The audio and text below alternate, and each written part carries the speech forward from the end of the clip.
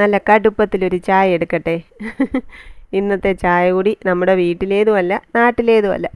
മുത്തിനെയും കൊണ്ട് ബാംഗ്ലൂർ കോളേജിൽ പോയിരുന്നില്ലേ, അവിടെ നമ്മൾ ഒരു ദിവസം പുറത്ത് പോയി സാധനങ്ങളൊക്കെ വാങ്ങിക്കാൻ വേണ്ടിയിട്ട് വൈകുന്നേരം. അപ്പോൾ നമ്മുടെ ഒരു മലയാളികളുടെ ഒരു കടയുണ്ടായിരുന്നു, ചെറിയൊരു ചായക്കട.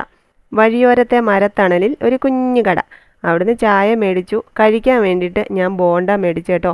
നല്ല രുചിയുള്ള നമ്മുടെ നാടൻ രുചിയുള്ള ബോണ്ട. ഒത്തിരി ഇഷ്ടപ്പെട്ടു.